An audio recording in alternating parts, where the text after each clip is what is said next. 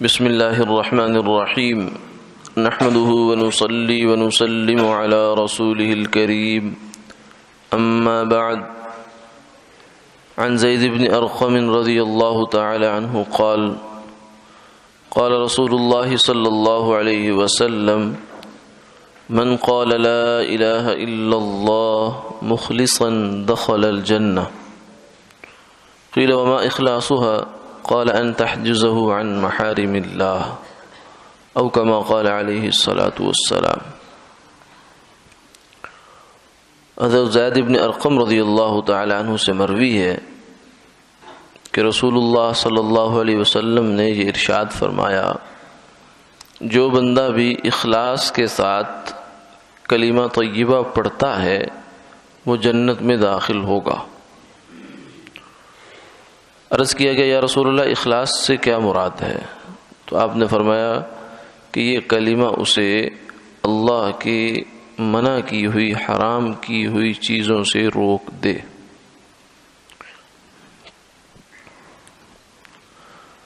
لا الہ الا اللہ افضل الذکر ہے، یعنی اللہ کو سب سے زیادہ جو محبوب ذکر ہے اور سب سے زیادہ جو اجر کا باعث ہے وہ لا الہ الا اللہ ہے۔ کیوں؟ اس لیے کہ یہ وجود کی اور اس کائنات کی سب سے بڑی حقیقت ہے کہ اللہ کے سوا کوئی معبود نہیں، کوئی مقصود نہیں، کوئی مطلوب نہیں اور صحیح معنوں میں کوئی موجود نہیں۔ تو اسی کو توحید کہتے ہیں۔ یہ چیز اللہ کو بہت پسند۔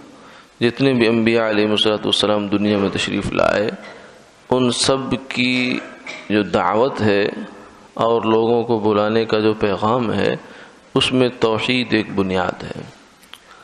وما ارسلنا من رسول الا نوحی الیہ انہ لا الہ الا انا، یعنی ہر رسول پر جو وحی آئی وہ یہی آئی کہ لا الہ الا انا، میرے سوا کوئی معبود نہیں۔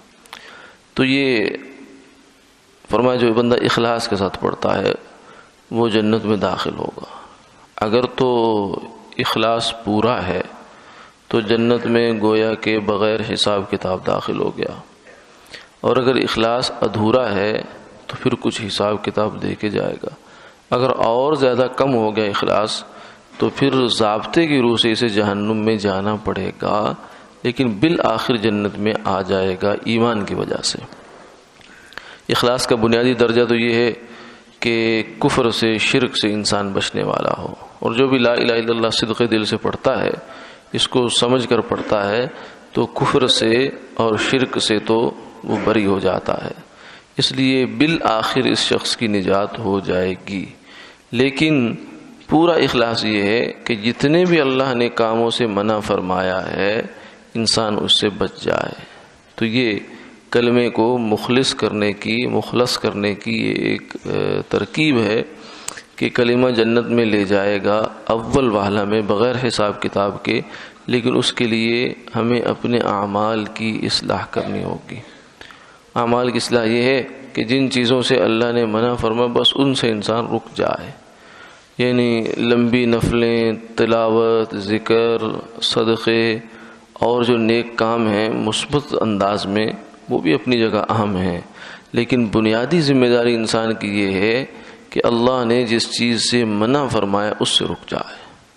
اگر اس سے رک گیا تو یہ پورا کامیاب، اور لیکن اگر ساتھ میں اور بھی چیزیں ہو جائیں تو ایک اضافی خوبی ہے، لیکن اس کی کامیابی کا بنیادی نصاب مکمل ہے۔ ایمان بھی ہو اور جن چیزوں سے اللہ نے اس کو منع فرمایا ہے ان سے انسان اپنے آپ کو بچائے اور فرائض واجبات کی پابندی کرے، تو کامیاب ہونے کے لیے بنیادی جو شرط اور نصاب ہے وہ اتنا ہے اور وہ مکمل ہے۔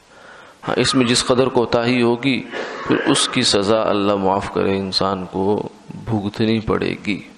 اسی لیے حضرت لاہوری رحمہ اللہ تعالیٰ بڑے اللہ والے یہاں لاہور کے فرمایا کرتے تھے کہ دنیا میں اپنی اصلاح کر لو، اپنے آپ کو کچھ بنا لو، سنوار لو دنیا میں اخلاق کے اعتبار سے، اعمال کے اعتبار سے، ورنہ جنت میں آدمی بغیر صفائی کے نہیں جائے گا۔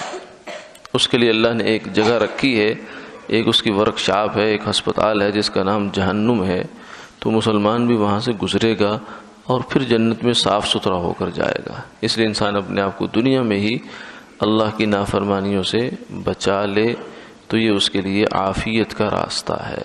اللہ ہم کی توفیق عطا فرمائے۔